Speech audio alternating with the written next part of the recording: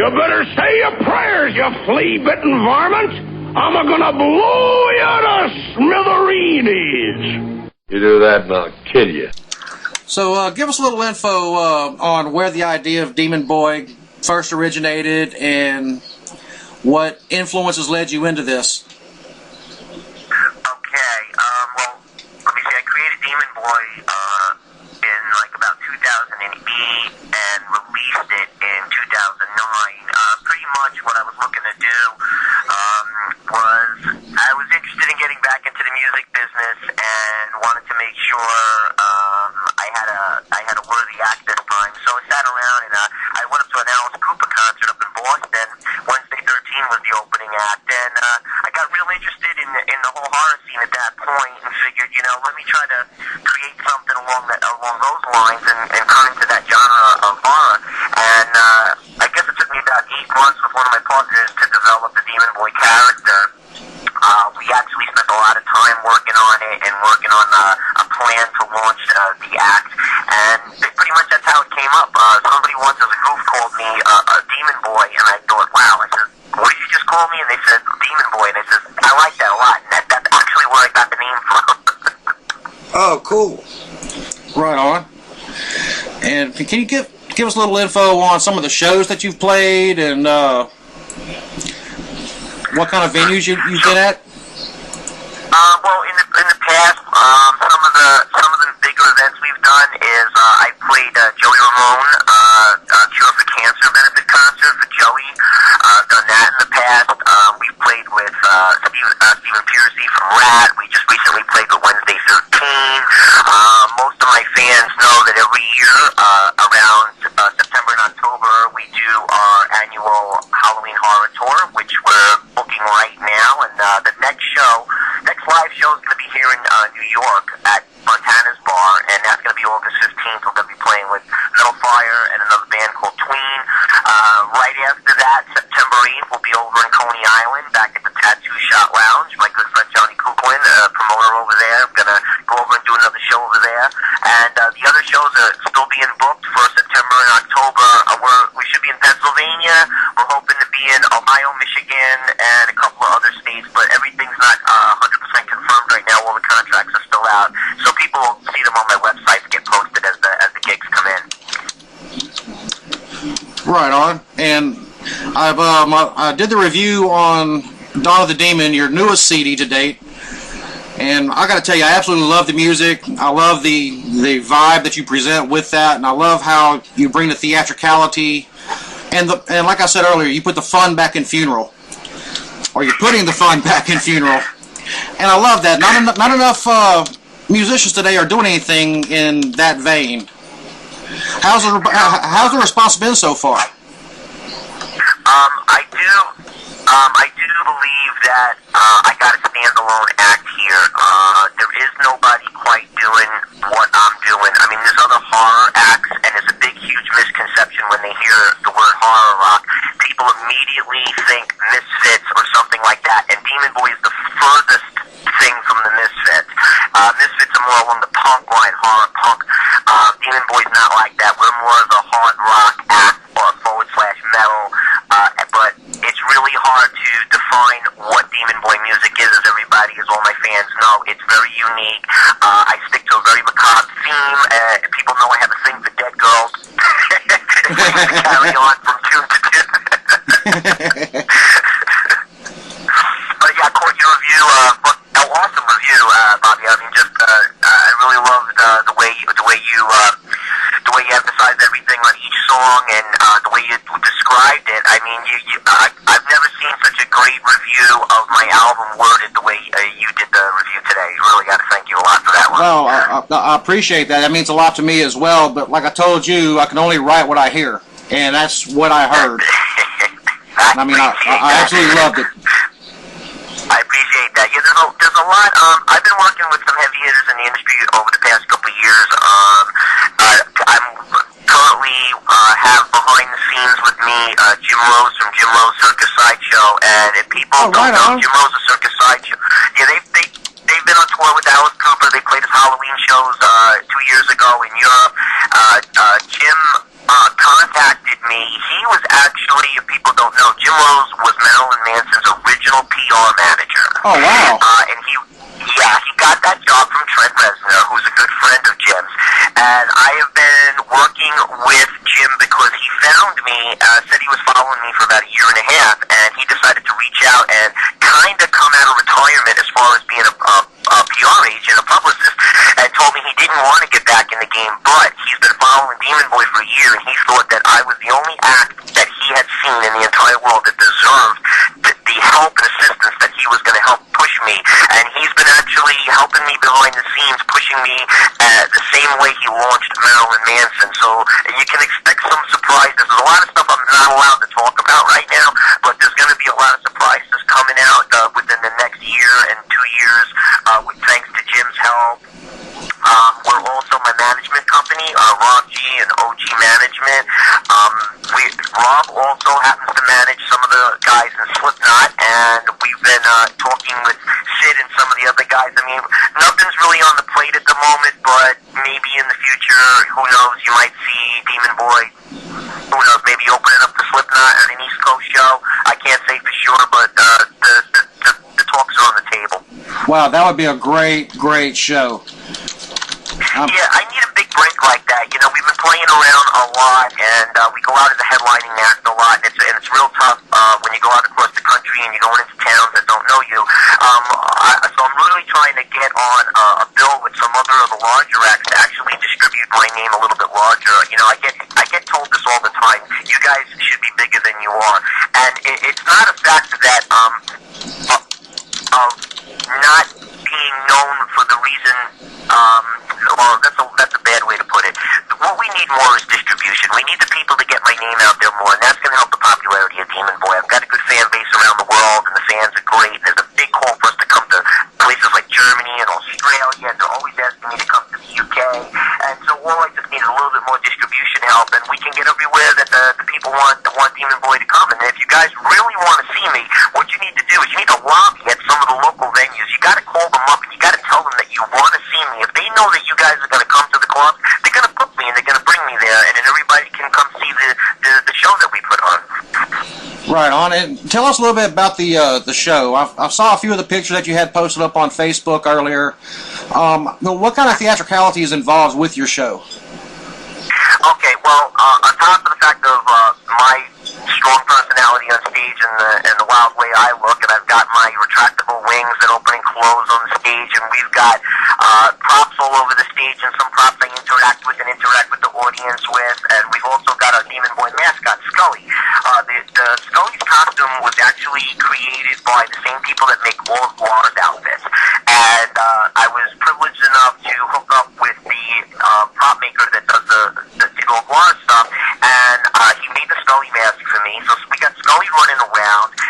There's also, if everybody knows the song Little Red Riding Bitch, is the finale of the show. We bring out dancers, Scully comes out, but we bring out a big bad wolf on stage.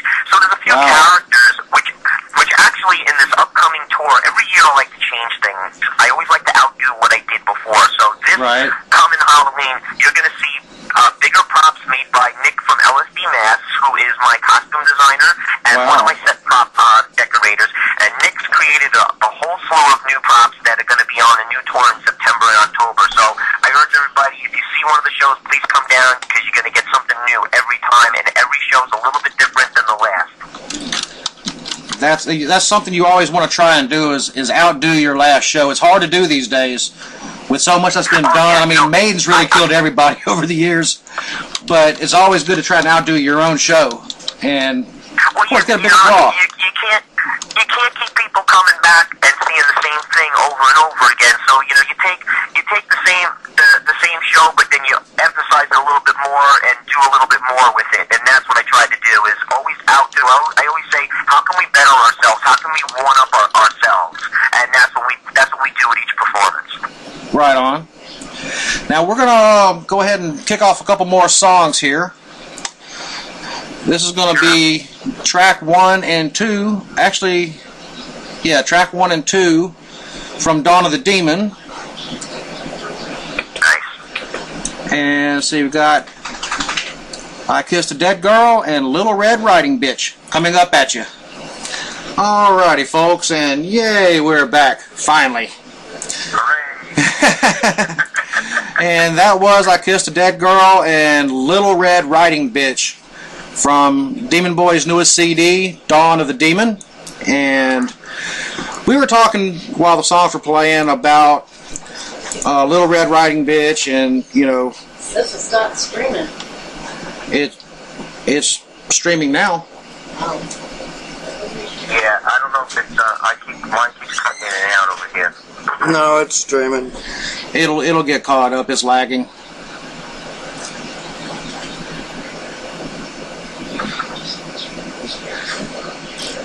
But yeah, I just, you know, we were discussing, you know, the deal with having bebop in music. Right. And Keeping the songs moving, yeah. Like we were discussing on the break, like I picked up a little trick from Rob Zombie, and I heard him saying once that when he writes songs, he thinks, well, if the stripper can't dance to it, it's not a good song. And I came up with the same kind of theory when I wrote it. Is like I like to keep the songs bopping because I want to keep the audience moving and going along. And it seems to work. I mean, once we do a live show, the audience starts to bopping, jumping up and down, and I don't see them stopping from the start of the show to the end of the show. yeah, like I was telling you, I had a guy years back. He was a jazz musician, and we were discussing, you know, writing music and what keeps people, you know, interested while you're playing. And he told me that if music didn't have that bebop, meaning the groove, then it really wasn't worth shit. And I totally agree. I mean, you know, personally, when I write music, I like having the brutality in it, but I also got to have that groove part in there too, that makes people's head bob. That's right. It makes it so much. It's more fun. I mean, headbanging's one thing, but I mean, my personal taste. I mean, to sit there and do that, you know, for 3-4 hours a night, band after band after band, is a little hard on the neck, you know. I'd rather dance a little bit, you know. I hear you. I've had neck surgery, so my headbanging days are very few and far between these days. Yeah, because if I do it one night, I'll feel it for almost a month. Great. Yeah. So, now the CD, Dawn of the Demon, was recorded with 2 people. Right. You and your producer, correct? Yeah. Steve Noir was he had a short-lived time actually in Demon Boy Band. He played maybe one live show with us, but Steve's like my writing partner, and he played all the instruments on the Dawn of the Demon album, and we basically did it in 2 different studios. He did all the instrument tracks, and I came in and did the vocal tracks later, and Steve produced the entire album for me, came up with that wonderful guitar sound that's on the album, and just did a fantastic job. He's a great writing partner of mine. I still use him to this day. Right, man. And talking about that guitar sound, that has got to be one of the best guitar sounds I've ever heard. I mean, it's top 5 at the least. Well, man, appreciate that, because we were talking earlier today about that. You know, I hear a lot of bands' recordings, and the guitar sounds all pretty much the same. It's like, you know, you can't tell who's actually playing. It could be any guitar player. You know, it's like back in the day, like if you heard Randy Rhoads, or if you heard Eddie Van Halen, or Steve Vai, or even Joe Satriani, you know right away when those guys start playing. Like Zach Wild's one of those guys. You instantly know from the guitar playing who that is. And I like that sound coming from Demon Boy. I want people to start getting that familiarized sound, and that guitar sound that Steve's created really suited the band just fabulous. And I still love it. I really love that guitar sound. Right on. Like I said, I'm a big fan of it too. I mean, the whole band sounds great. And the album came out pretty good. I'm really happy with the album. We're currently in the studio right now working on the next album. Hopefully we can get that out in early 2013. I've been doing tracks for months on it. Rich Orth again, who helped co-write Cemetery Girl with me. He is working with me on about, I think, 2 or 3 of the songs on the new album as well. We got a couple songs coming out. One's called Esmeralda's Box. He helped me with this one. We also have another sort of campy horror song. It's called Dead Girls Don't Cry, which is sort of a play on the old Frankie Valli Big Girls Don't Cry song. Right on. It falls in the same theme as like Little Red, does. So, but I think the fans are going to get a kick out of that song too. Now, speaking of new songs, we do have a new song that you sent us, and I'll be playing it at the end of the show. I'm going to kind of tease it a little bit now, and it's kind of a teaser off of your next album, correct? That's right. The song was co-written again by Rich Ross and myself. With this particular song, I actually went and did most of the tracks in my sound pro system. And what I did was I released a 2-minute version of the song, and on the album will be the extended version, which should be the 4-minute version. But I think this one kicks ass. It's a great dance song. It's gonna be great for Halloween parties. Right on. Let's see. We had Taz in the chat room had asked if you were influenced at all by Faster Pussycat. You want to know? I have heard people say that my voice sounds similar to Tame, and I come from the glam rock background. Of course, heavily listen to all the '80s glam metal bands. I mean, I've even heard my song Ravenous. I've heard people compare me to I can't even think of his name right now, the singer of Motley Crue. Vince Neil. Who was he again? It's that blonde-haired guy. I've heard those similarities. I like Faster Pussycat. I can't say I was heavily influenced by them, but the sleaze glam metal thing. I think what I try to do with Demon Boy, we were talking about before how the band came about, is I believe that Demon Boy has all those influences in one band. It has a little bit of sleaze. It has a little bit of glam. It has a little bit of black metal. It has hard rock. It even has the rap from Pain, which is one of your favorites, right, Bobby? Oh, exactly. And Fans No Posse to Living Dead off the first album. So we really cross genres in there. So what I like to do is, if you're a fan of any type of music, if you're a fan of Faster Pussycat or glam and sleaze rock, you're gonna like Demon Boy. If you're a fan of Alice Cooper, you're gonna love Demon Boy. If you like Rob Zombie, if you like Marilyn Manson, just about anything, you're gonna find something about Demon Boy's music that you're gonna like. You can like one of the songs, or you can like all of the songs. The point being is that you like something, and everybody likes the band, so we can please all audiences. And if you come to a live Demon Boy show, you're gonna get so caught up in the theatrics and the circus sideshow of the whole thing that even if you might say, "Oh, I'm not into the bands that wear the face paint and everything," I guarantee you're gonna come to the show and you're gonna leave saying that you had the time of your life. And on that note about, hearing a little bit of this and a little bit of that in your music, one thing I very much love about you and your band is that you're drawing all of those things back into one element. I don't really care how metal has subgenred itself to death. And, one thing that I've always attempted to do was the same thing, kind of because back in the day, you could listen to a Black Sabbath album or a Led Zeppelin album, and you could hear, 4 or 5 different styles of songs, and those different styles of songs is what created the subgenres today, where you got the thrash, and you got the black metal, you got the doom metal, so on and so forth, ad nauseum, Right. That's one thing I do like about your band is how you're drawing it all back in, and it really does have a classic metal feel to it. And I love that about it. What you're saying, I've had people say to me, and this is really such a great compliment when people say this. People will listen to Demon Boy for the first time and say, "Oh my God, that reminds me of the first time I ever heard Black Sabbath." And now what they're saying is, they're not saying that we sound like a copycat. What they're saying is the sensation and the feeling that they felt the first time they heard, the song Black Sabbath, and the guitar kicked in, and everybody got goosebumps and was like, "Wow, I love this." Everybody seems to have the same reaction upon the first time hearing Demon Boy, and I love bringing that back. So that old school classic sound, we bring it in, but it has been updated and it's been brought to contemporary. And I love that we can have these old school metalheads loving us, and we can have the new kids love us. Kids that love the Black Veil Brides, and I mean, they love Demon Boy, and the metalheads from the Sabbath days and Anthrax, and they love Demon Boy too.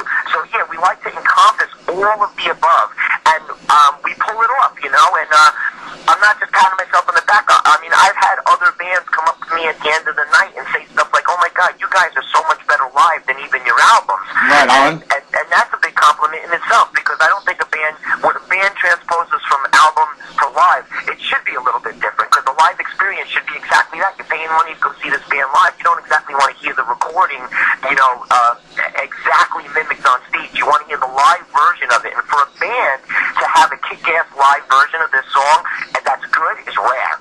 I mean, how many times in the past you heard songs like, you know, you hear a band like Van Halen, and then you hear a live version, it's like, I really don't care to listen to the live version. I'd rather hear the studio track. Right. It's very flattering when the people tell us, I'd rather hear your live versions.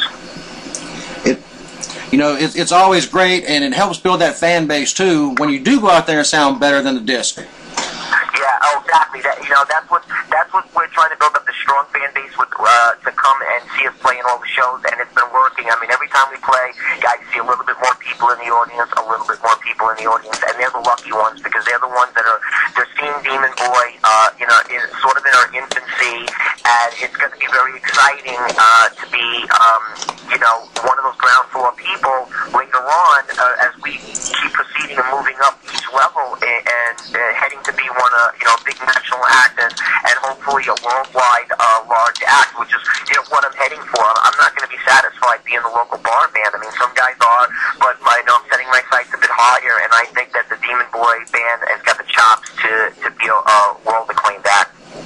Right on. And you touched on this a minute ago too, about being able to hit different demographics. Mm-hmm. And I honestly believe with your music, it is modern enough that it stands, the test of time with anyone today. Oh, right. And plus, the older crowd will definitely get into it too. Yeah, I agree. The demographics between the age range, when I see some of the statistics on some of my websites that are monitoring the band, I mean, the age range is from 16 to 60. I mean, across the board, everybody just loves us. And for marketing, I mean, that is great. I mean, we're not just stuck in the one demographic.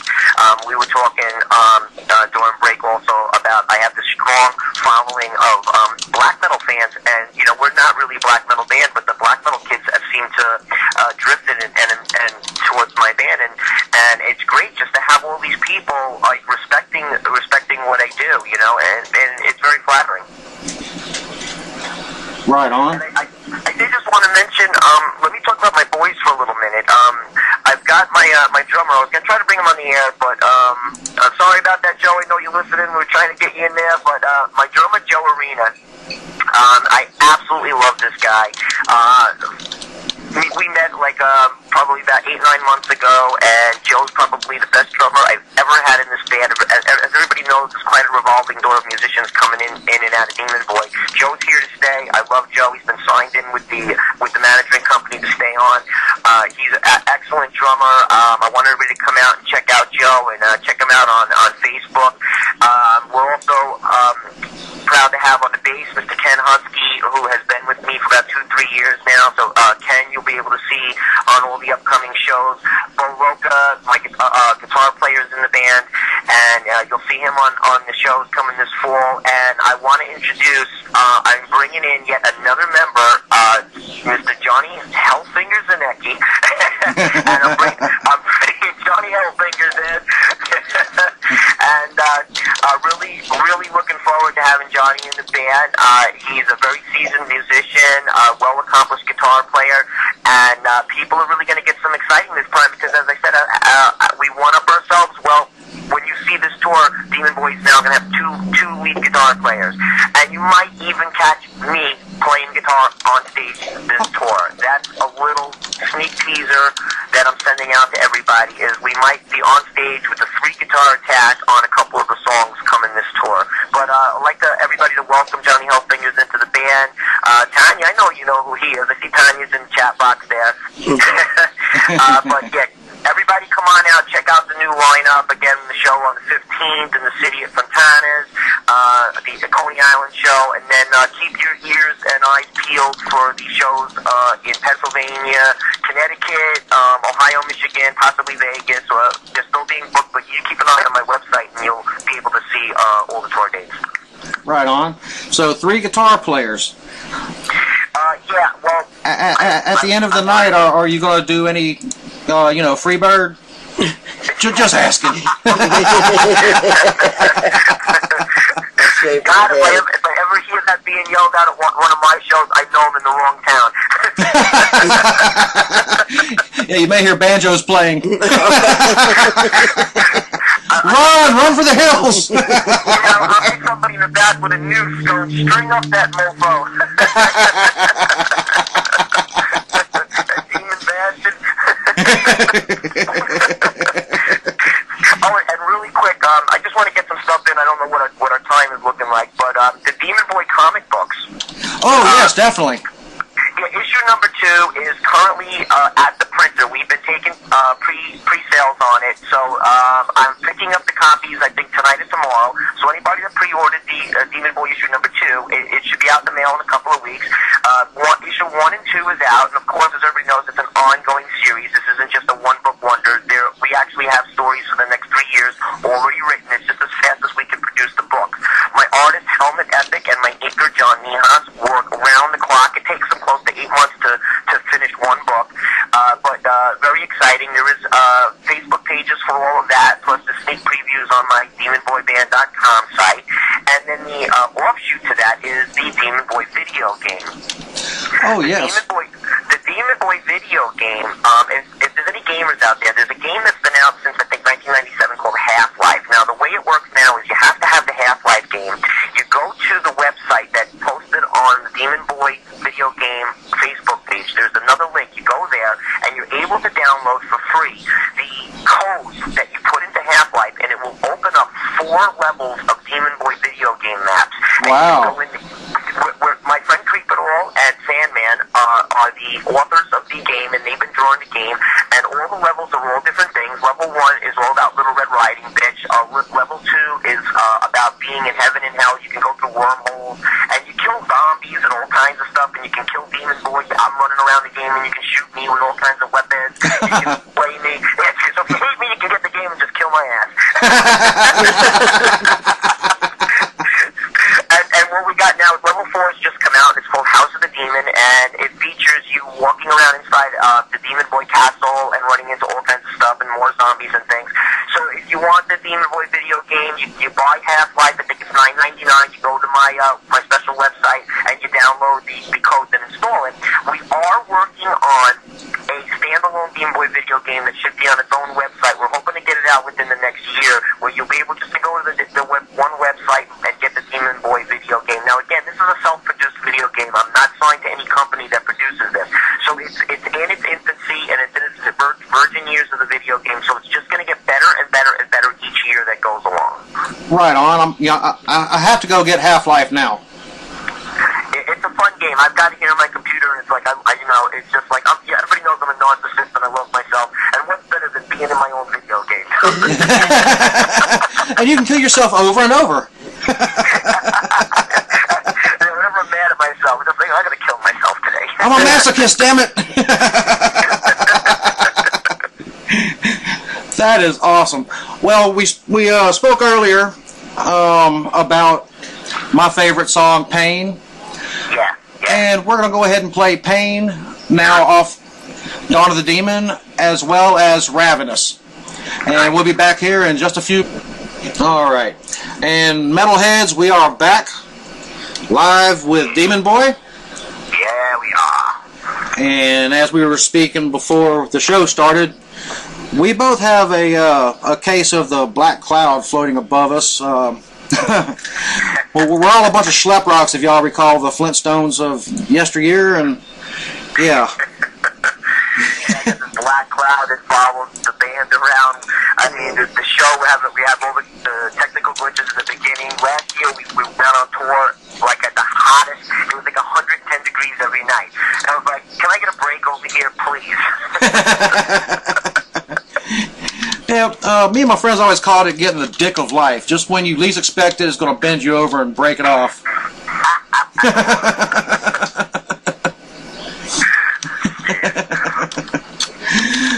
So, how was the studio work for Dawn of the Demon? Did all the songs kind of flow for you? Were any of them a bitch to write? When I did the album, the way it kind of came about was I was working with Steve, and I had written some of the music, and then I sent some scratch tracks over to Steve, and most of the time what we would do was this is really weird, is I could just hum the melody of the song into the phone, because Steve lives about 9 hours away from me, and he has his own studio in his house, and I've got a studio in my house. And I've got a vocal studio here. I can't really set up instruments here, but I can do all kinds of vocal tracks. So Steve was doing all the music tracks upstate, and basically if I'd hum in, like with Ravenous, I would hum in how I wanted it to go, and then he would spend the night laying down the tracks. The next morning I'd wake up and I'd have the files, and I mean, he was dead on every time. He got the key, he got the tone, he got the melody, just everything. And it's just so easy to work with him, and me and him click musically. I've never had that experience in my entire career in music. I've never had that, just like you getting a deal with one other guy where we don't even have to talk. We just instantly know that he instantly knows what I mean and what I want. He was just so cued into it, and it was just that album. I think that whole album was done in less than 2 months. Wow. Yeah. You know, that's really quick, and the production on it is excellent. I mean, when I listened to it earlier, I even told you, everything cuts through. I can hear every instrument well. Nothing is overpowering anything else. The production on it is excellent. Yeah, well, I do some of the producing myself. I call myself a backseat producer. Even on my first album, which has Party of the Grave on it and Born Dead that we heard at the top of the show, I don't understand how some bands end up with these really messy recordings. Like the vocals are either way too loud because maybe you got egos in the band, and one guy's like, "Oh, I can't hear myself enough," and that's the problem when you got too many chiefs and no Indians.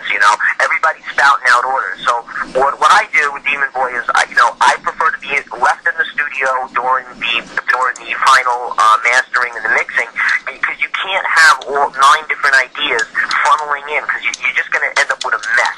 So basically, I sit there, and you just come up and you get the levels right, and if you take your time, I mean, that's what you end up with. I mean, I wouldn't say that Dawn of the Demon is the most highly produced album. I think it's very well produced, and it accomplished. It came out with a great sound, and it's really going to be hard to follow it up on the new album.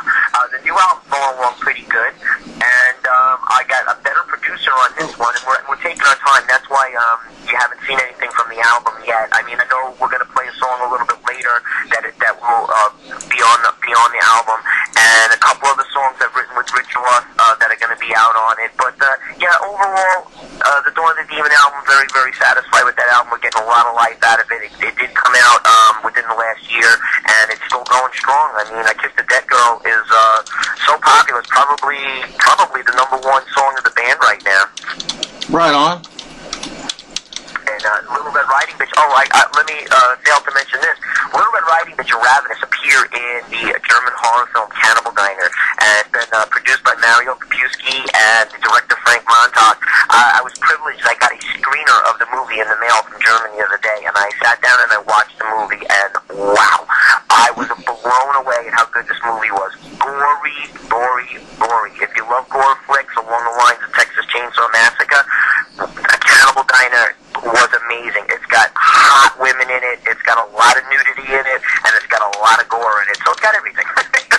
That's what makes a good horror flick. Yeah, and it's got my music in at the top of it all.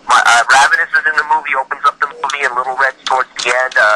It's just like a great deal I got in on with Mario and Frank, and I can't thank them enough. And the movie's starting to do very well. There's a lot of festivals in Italy and around Germany. It will premiere October 18th in Germany, and it'll be all in the cinemas in Germany. And it's going to be released in the United States on DVD and Blu-ray in early 2013. So if anybody's waiting to see it, they can just it'll be out. And of course, I'll be promoting the hell out of it on my websites once it's available. Right on, and whenever that link pops up, I'll definitely be pushing that too, along with the gals from Brutiful Entertainment. We're going to definitely spread the word on that. Awesome. I mean, it's so great. I've been getting really hot lot in the movie soundtrack field. I've got a couple other deals. Unfortunately, I'm under gag orders. I'm not allowed to say the names of the movies, but I have a couple other movies that will be coming out that have more Demon Boy music in it. And I am actually in one of the movies. I'm with another very famous band. And again, I can't say it. Unfortunately, I'm tied by the lawyers. They're not allowing me until they make the official release of the movie statements that I can't say what it is. But expect something else really big following up the Cannibal Diner movie. And I've been getting a lot of, I've done some indie movies, like there's a movie out called The Zombie Movie with Roni Jonah in it, and I have some Possibly Living Deads in that movie, and a couple movies that are going to be made by a couple other friends of mine, independent films. But Cannibal Diner is one of the best movies and best deals I've had to date, and I just really honored to be a piece of that. Right on. Now, give us a little background on the songs, like the idea about like Little Red Riding Bitch. Where did that come from? Okay, the way I came up with that song was I literally came up with the title, and I was sitting around and I came up with the title Little Red Riding Bitch. I said, wow, that sounds really cool. And I remember saying to one of my friends, I said, what do you think about that? And he was like, oh wow. He goes, for the name of the song? He's like, I don't know if that's going to be any good. I'm like, no, I'm telling you, that's going to be a great song. I said, it's so funny and so weird at the same time.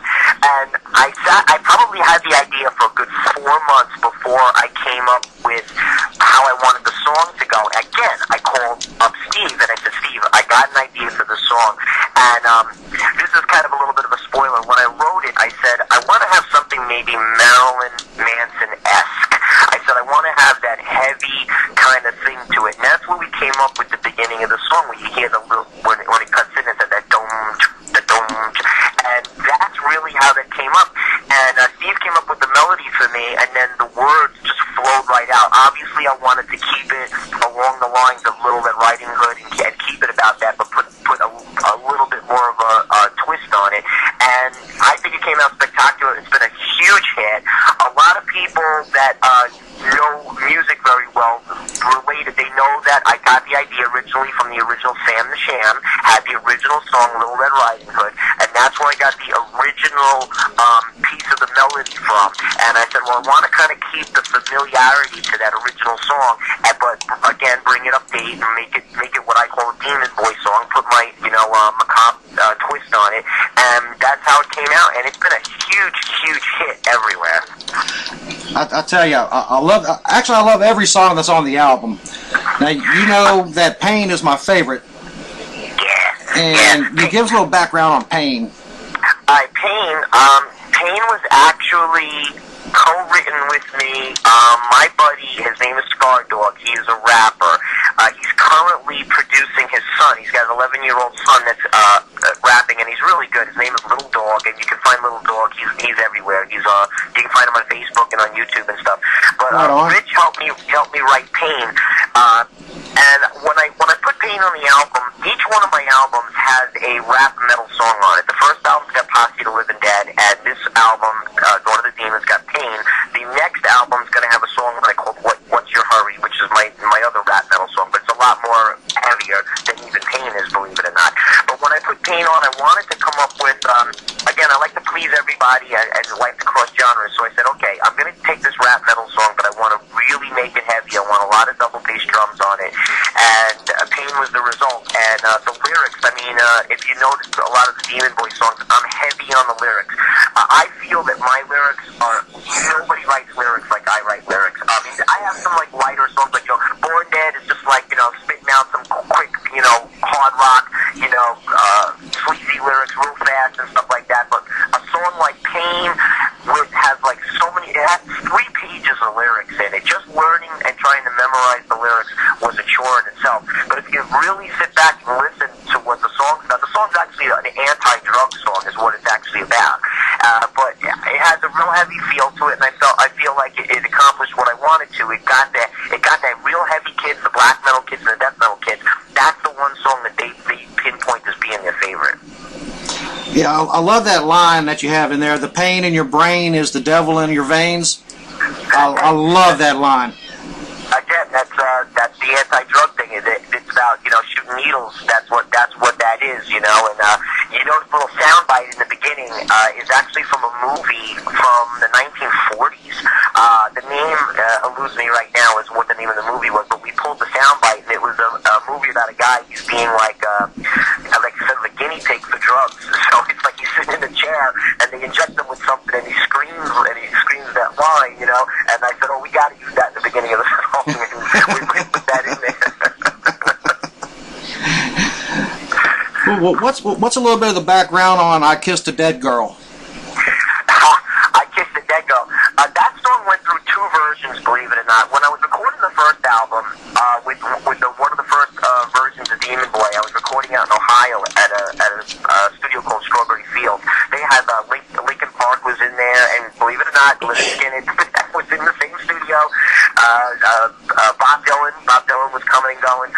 So I was in there with all these great people, and what we did was my band at the time had written a song. They wrote some music, and I threw the lyrics in and wrote "I Kissed a Dead Girl." And what I did was it never made it on the first album. So when it came time for Dawn of the Demon, I said I want to bring back "I Kissed a Dead Girl," but I wanted to change the music. So me and Steve completely wrote the music, and that's really how it came out. It's really about, it goes back to a friend of mine, and if you listen in the song, it says Miss Lily Rotten has got a hold of me. Well, Lily Rotten is a good friend of mine, and she's on Facebook under the name Lily Rotten, and I've known her since the days of MySpace when I started Demon Boy, and I kind of wrote the song about her and using her name Lily Rotten. I thought it was just so cool, and it was also a play on the Katy Perry song, obviously, and I heard that, I kissed a girl, and I said, well, how about I kissed a dead girl? And the next thing I know, it just rolled out of my tongue. I mean, I wrote that song, no bullshit, I probably wrote that song in 10 minutes.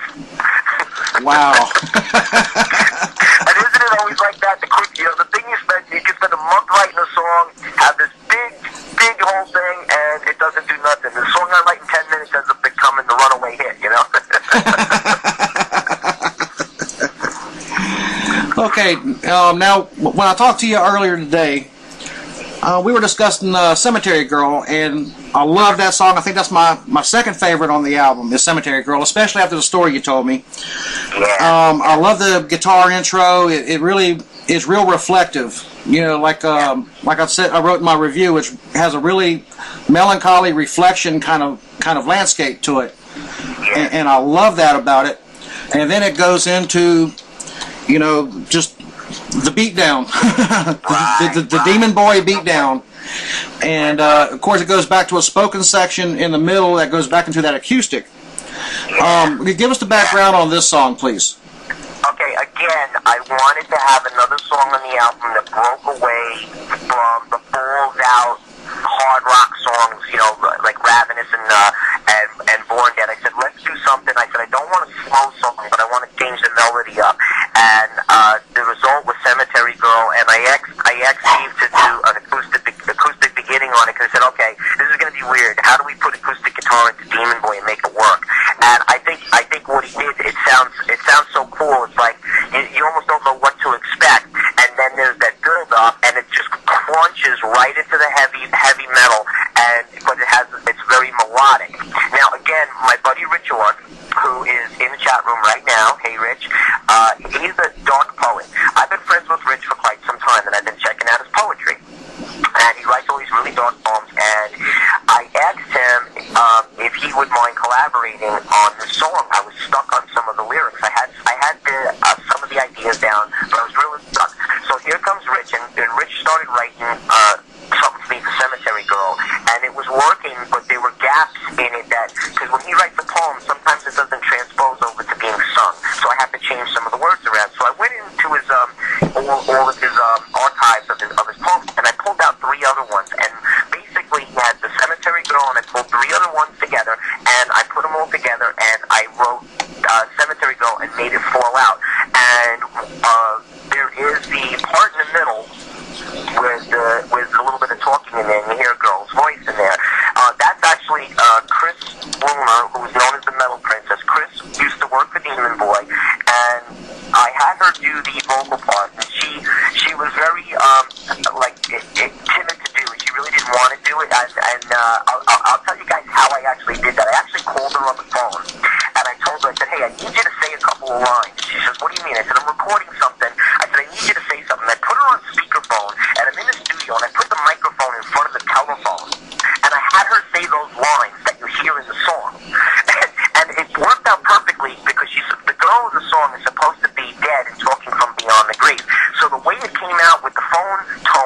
it sounds like otherworldly. Now, unfortunately, Chris had, and she died untimely. It was very sudden, and she died probably a few months after the song was written. So it's a little difficult for some of us to listen to Cemetery Girl, because when you hear Chris's voice, you know, you draw a tear to your eye remembering Chris. But again, this will be Chris's legacy. And to this day, everybody knows, Chris has a son, Michael. Michael now 10 years old. He was 9 when his mom passed away. This was just a year ago. And what we did was we set up an account. Every time you download Cemetery Girl, the money goes to an account for her son, Michael. So I urge everybody, if you go and download it for iTunes or Amazon.com, Cemetery Girl, that money goes to Michael's life fund, just so he can have a little something as he grows up from his mother and from work that his mother did. So real proud of the song, real honored to have Rich writing the song with me, and that's pretty much the story of Cemetery Girl. Right on. And you know, I like the song prior to hearing that story, but you know, that really touched me, and I'm glad you're doing something like this. I mean, it is so awesome for that kid. Yeah. And you know, also it's a great legacy, like you said, you know, for your friend. Yeah, we were lucky. We went out on tour, and we actually were invited. We were up in Ohio where Chris lived, and Chris and her mom invited the band to come by the house, which all bands know as you're touring. One of the perks is, you know, it's very expensive for hotel rooms, so when fans or friends say, hey, come crash at our place, you go. So we went and visited Chris and her son Michael. He's a little champ, and I just love him, and he loves Demon Boy. He loves me so much, and this was the least I could do for him, and it's good just to have his mom, so people will be able to hear her for eternity, because that song will go on forever, and so will her memory. Right on. Now, like I said, I think it's a wonderful thing you're doing for that child, and like I said, again, it's a great legacy for a friend, and you know, when you have a friend that close and they leave untimely, I mean, it always leaves a hole in your heart. Oh, of course, you know, it did that, and it did more than that, because Chris was such an integral part of my team at the time. Chris was my personal assistant, and you know, I really miss having her work. And on that note, I wanna go a little left, but I want to talk about my new street teamers, and that's Demoness Kim Chaos, who is helping running the band right now, and then there's Purette, and those are my girls, and they're my Demonettes, and they're doing a wonderful job here in the chat room, posting out all the links, and I could not run the band without anybody's help, without Chris's help in the past, without Demoness Kim Chaos, without Purette, without friends like Rich, and all the people in the chat room today that support Demon Boy, Tanya, just everybody. I mean, without your guys' help, there's no way I could even do this. I could not just do it on my own steam. So I want to thank everybody that supports me and helps work with my band. Right on, and you know, thank you again for doing this interview tonight. I mean, we really appreciate it. And I'm honored to be here. I mean, again, I want to thank you guys. I mean, I've been waiting to do a good show for some time now, and fill everybody in on all the latest stuff that's going on. And this is a great way to get out there. And it's packed in the chat room. I mean, I know everybody's having a great time. We got lots of listeners, and it's just a great time. well, right now we're going to go ahead and play Cemetery Girl, and we're going to give everyone the sneak peek of Zombie Dance, and then we'll talk about that when we come back. Okay, and we're back once again with the good, the bad, and the Bobby. And the demon. And the demon. And that song that you just heard was called Zombie Dance, and that is a new one. That's it's kind of a teaser. That's a 2-minute version. Demon says he's going to be releasing a 4-minute version on his next album. And give us a little backdrop on that one, if you would, Demon Boy. Okay, Zombie Dance.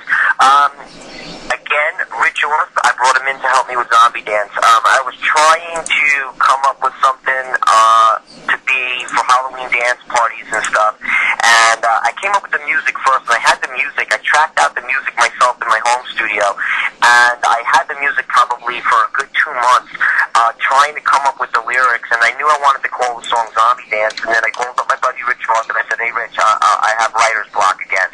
I'm like, help me out. I got a song called Zombie Dance. I need lyrics. I gave him the lyrics that I had already had, and I gave him some of the chorus, and I was like, help me out, and then I was in a rush to record the song, so I called him up and I'm like, hey Rich, I says, here's the thing. He's like, what? I go, I need everything in like an hour. So he's frantically writing the lyrics. He's sending me lyrics and the lyrics, and I'm picking out all the good stuff, and I threw it together. I shortened the song down to 2 minutes because I didn't know exactly where I was going to go with the song, so I said, let me just take the short version of it, don't put any guitar solo in it, and I'll put it out now as a quick teaser and to keep everybody satisfied and kind of anticipating what's going to come on the next album.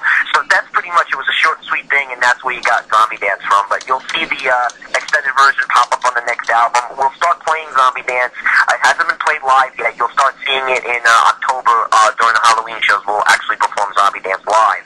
And another surprise, I'm writing one more song that's called This Halloween. It's obviously going to be a song about Halloween, and we're trying for an early release on that. Hopefully I'll get it done before the 1st of October, and that should be the next song that you get before the album comes out next year. Ooh, definitely looking forward to that. Yeah, it's cool. As a matter of fact, I've been writing it around my house, and my roommate, who's one of my personal managers, the other night I'm playing it. Next thing I know, he's singing the chorus. He's like, hey, that's really good. And then an hour later, he's like, I'm going to kill you. I'm like, why? He goes, I can't get it out of my head. He goes, I can't get And I said, then we got a hit. That's a hit song.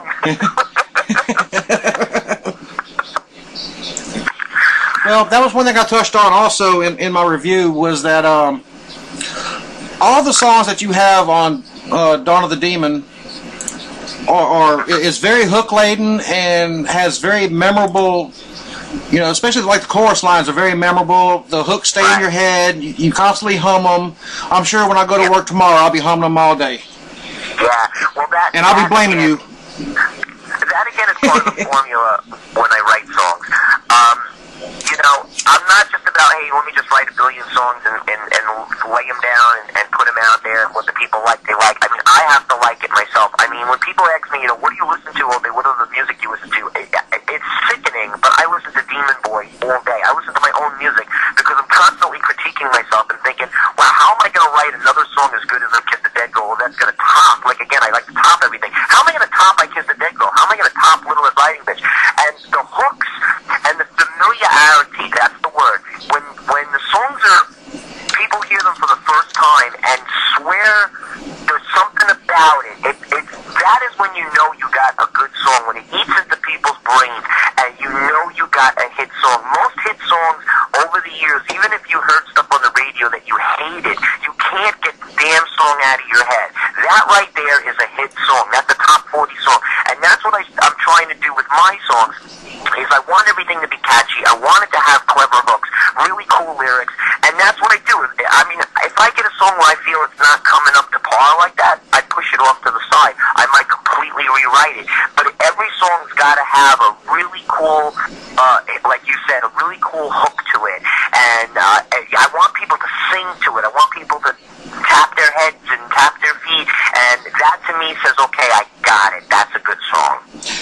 Growing up, I'd hear something on the radio, and of course radio was a lot different when I was coming up, and they used to play heavier stuff on there, and I'd hear something, it could have been anything, it could have been an Aussie tune, but the hook would get stuck in my head. I couldn't get the song out of my head. It would piss me off so bad I'd have to go buy the CD so I could hear it enough to get it out of my head. Yeah. And that's kind of what you're after. You want to piss people off enough to where they will go buy your CD. That's it. It's all about that. I got a line I like to always say, love me or hate me, just spell my name right. It's just like I'm trying to become a household word, name and everything, because you get the popularity first and everything else comes later. You get the fame first. Jim Rose taught me this. He's like, don't worry about the money and this and that, because it's all going to come to you in its due time, because people are going to be knocking down your door trying to sign you, just like they did Manson.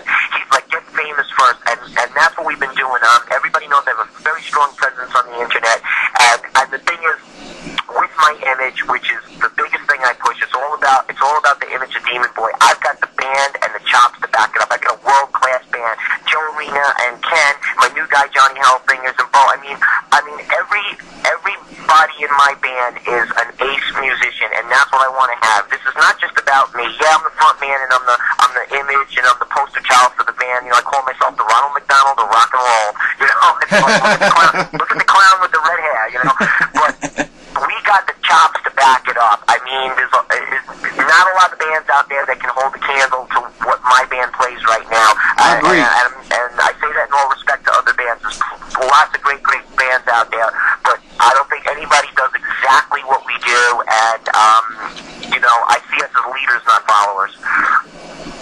Right on. I wanted to ask you also, do you have a link or a website to downloading Cemetery Girl, so that way we can put that up maybe in the chat room for people to check out and go purchase and make donations, to the fund? The easiest way is it's on almost every single downloadable site you can think of. It's on iTunes. If you Google Dawn of the Demon, it should show you Amazon, iTunes, Rhapsody, eMusic. There's literally, I think there's about 17 to 20 downloadable sites where you can buy that song.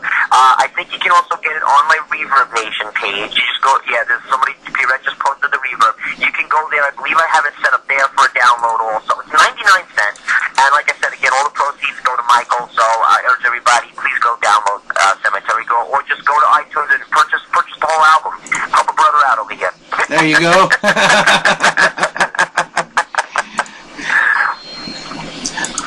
Now, the next album, you told me it's going to be approximately 12 songs?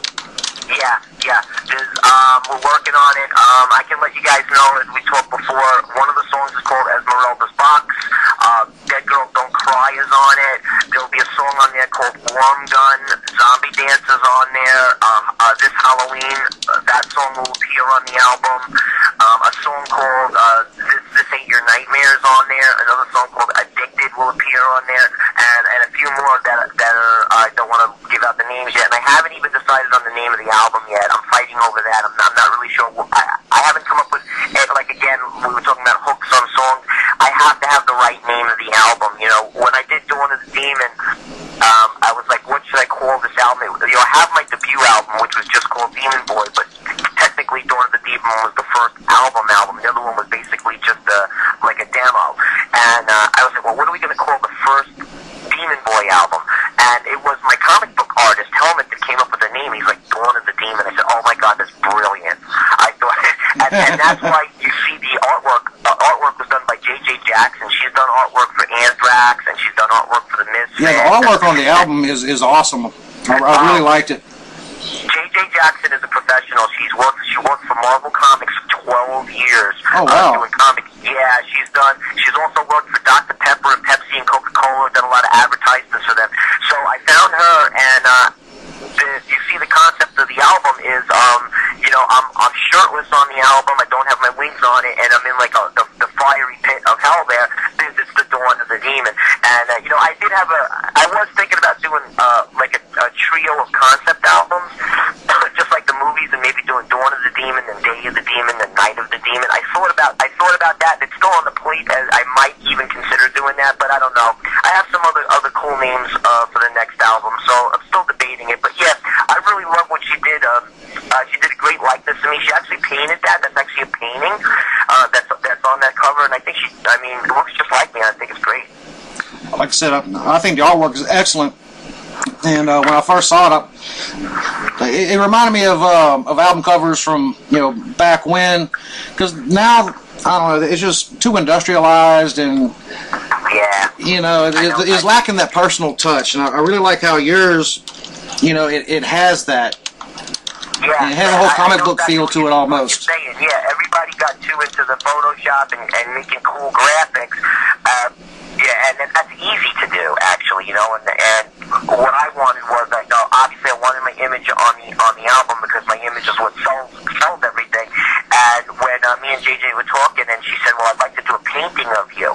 So what I did was, I didn't model for her. What I did was I sent her 25 pictures that I liked of myself, and what she did was, in her own mind, she took those 25 pictures and painted me the one way she envisioned me.